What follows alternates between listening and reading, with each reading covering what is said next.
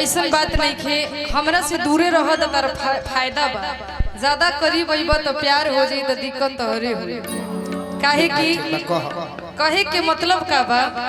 बड़ा सुंदर गीत याद आवत उहे सुनाओ तनी हम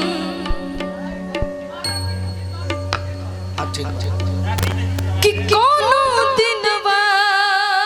शिकार हो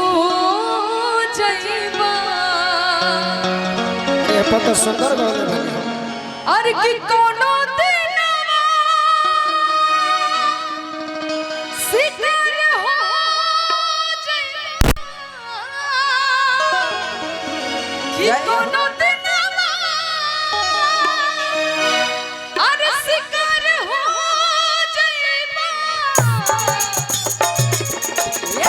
हमसे दूर रह काहे की हमसे मिलबा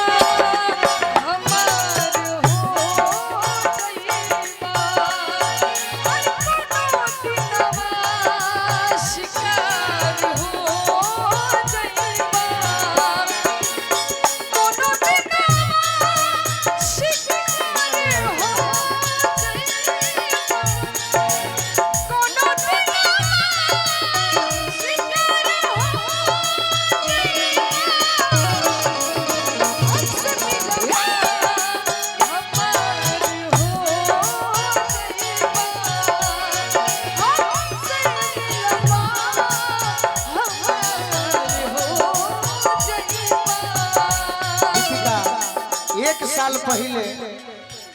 जे फेसबुक चलावत हुई जे सोशल मीडिया चलावत हुई ये गीत राकेश तिवारी जी बड़ी सुंदर गौले बनी सभे गावेला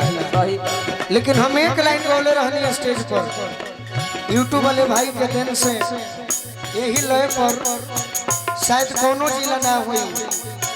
जे दीवाना ना सुनले हुई दिल लगावला के का जरूरी बा दिल लगावला के का जरूरी बा दिल लगावला के जरूरी बा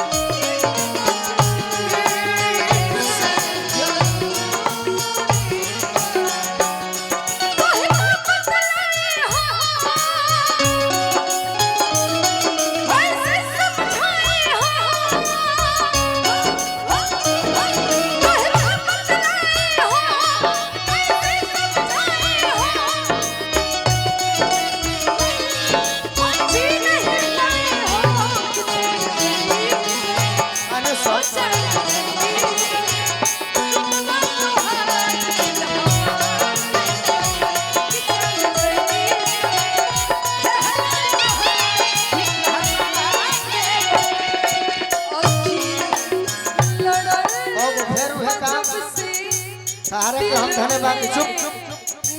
तारा के धन्यवाद दिले कि कोनो गीत पूरा करेलु फिर उहे काम करबो ना एको अरे तू रुको ना उहे गीत गाइब सुना बात हां पहले तो अपन बात के पूछो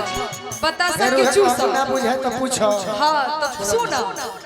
अपन कह जो के ना छोड़ै ना सुनो लड़ल बचप से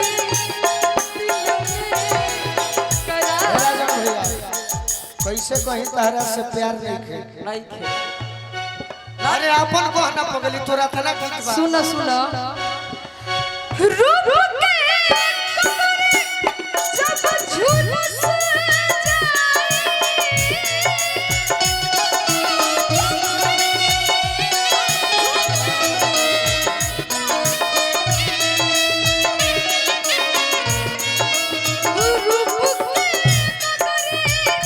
जब झुलस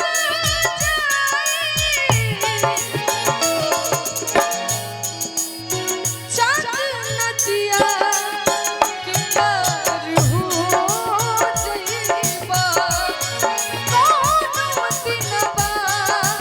शिकार